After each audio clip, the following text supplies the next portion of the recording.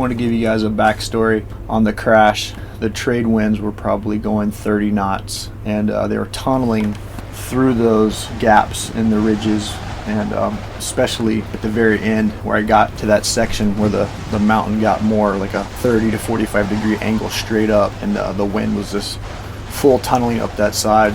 I had the drone about 2,000 yards ahead of me upwind, and the battery went to 30%, and I was already struggling with getting the thing to fly back at all straight into the wind. I had to pretty much like tack it like a sailboat, you know, fly down 45 degrees, go straight back up, 45 degrees, straight back up. It physically could not fly straight against the wind. It's the hardest trade winds I've ever flown in. After flying 2 years too, this is like my first real crash I've had with a drone, and I fly the Phantom 3 Pro. I start out with a Phantom 2 Vision Plus, and this is by far, I mean, unbelievable how much the improvements were with this compared to the Vision Plus. I mean, the quality of the camera alone is, I mean, all that stuff I shot with the Vision Plus I pretty much threw away after getting this, but this is going to get replaced soon with the Phantom 4 Pro. This has just been the tried and true. This is a year and a half, 2 years old now, and it's been solid. So as you saw in the crash, I basically lost signal, and like I could see where it was on the radar, but I couldn't see the screen, so I had no idea where it was. And like I said, I was tacking it back and forth, trying to bring it back, and when I lost signal, I was on my 45 degree sweep down, and I couldn't tell exactly how high it was off the ground, and that's when it literally, the screen came to, like my visual from the camera's point of view came to right when it hit, like on that edge of the cliff. And I was like, I literally, as soon as I saw my screen pop back, it was like bam, I mean, instantaneously it hit the ground. And I had no idea where it was. Like I said, it was 2,000 yards ahead of me upwind.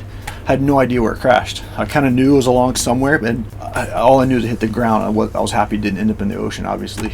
My screen showed it like it showed, you know, due north, and it showed me in the vicinity of a straight line where it was from due north. So I kind of had to just pick a path and start, you know, scouring, you know, across this terrain.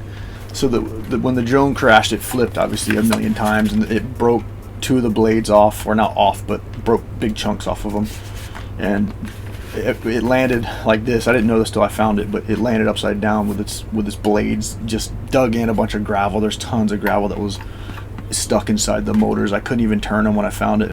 So the GPS was telling me it was in the opposite direction of where I thought it was, because it was still on, but the GPS was telling me, it showed me due north, but it also showed me it was in just basically one straight path from where I was standing, which was this huge 2,000 yard swath of mountain and ridges and gaps and just Ka Iwi thorns. It was crazy. And hiking over broken coral or broken lava is a little challenging because it's real brittle, and you end up sliding a lot, and you know.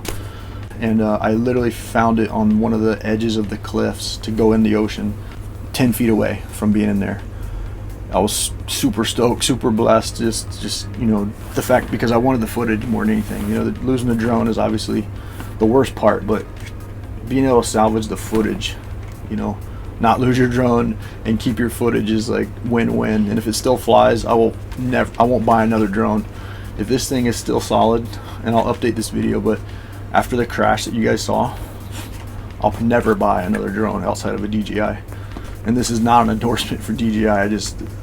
This thing has been tried and true, amazing drone footage. You guys can check out some of the other videos I've shot, some of the off-road footage, some of the surf footage, some of the commercial real estate footage. You'll see that this is an amazing camera, and I mean, drone, flying camera basically is how they market it. You know, I mean, that's really what it is.